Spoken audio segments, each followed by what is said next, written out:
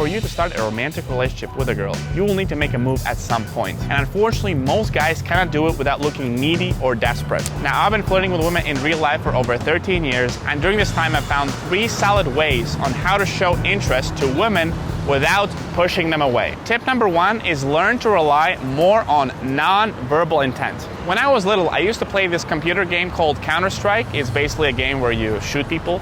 And there was this guy that always used to camp with a sniper, and that was his only move. He could only camp with a sniper. In the beginning, he was quite effective, but in the end, you basically found how to neutralize that, and then he wasn't so effective. And the way it applies to dating is that guys learn this one move, which is compliments, and they just spam it again and again and again. Remember that verbal communication is only 7% of all communication, and compliments is a tiny part of this 7%. So when you're only using compliments to communicate interest to women, you are literally using 0.001% of all the tools available for you. So you have to learn other tools. And the biggest subset that guys are not accessing in terms of their communication with women is non-verbal communication and non-verbal intent.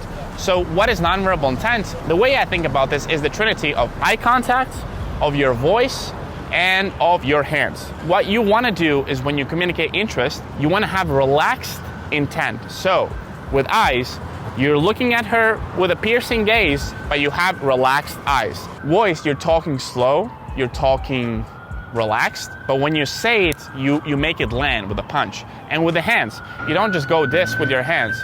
You're using your hands, you're expressive. And doing this with your body, with your voice, with your eyes, with your hands is much smoother and much more effective than just using your words, because now you're using the other 93% of the communication available rather than just utilizing subset of the 7%. Tip number 2 is teasing over compliments. So imagine you're cooking a dish. Let's say it's a curry dish and you add all the ingredients, and now you have to add a pinch of salt. And instead of adding a pinch of salt, you add the whole fucking pack of salt. Is it gonna taste nice? No, it's gonna taste disgusting. So you would never do that when you're cooking, but why do you do it with women?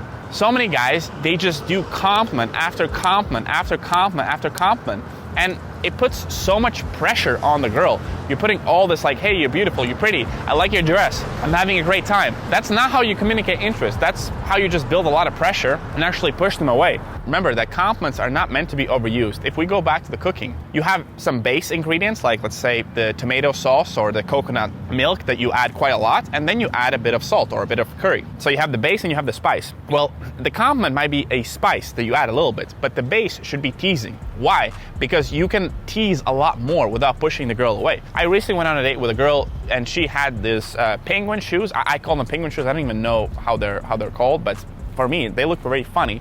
And I just teased the fuck out of her. I think I referenced it 10 times in different ways, obviously being playful and making sure that she got the joke and she was laughing, and she was laughing, she was having fun. And by doing that, I was communicating a certain level of interest, because who do you tease? You only tease people that you like. You tease your friends, and hence it's implied interest. If you tease a girl, and if you do it in a good playful way, with a playful smile, making sure that she's laughing, that is communicating interest by itself. And the good thing is that you cannot really push them away as much because you're not building as much pressure. That's why I love teasing. You can just tease them and they'll laugh and laugh and laugh. It's great. I love it. And tip number 3 is be talking to a few girls. It's very hard to communicate interest without putting a lot of pressure on yourself or on the girl if she's the only girl that you've talked to in the last month or last few months, and now you have to make this work. You would never put all your money into one stock, right? So why do you do it with women? Now you might say, well, look, I just want to date one girl and I want to be in a relationship with one girl. That's okay, but not in the early stages of dating. In the early stages of dating, when you're probably using all this process to communicate interest, that's by definition the early stages of dating, you should be talking to a few girls. That's not unethical.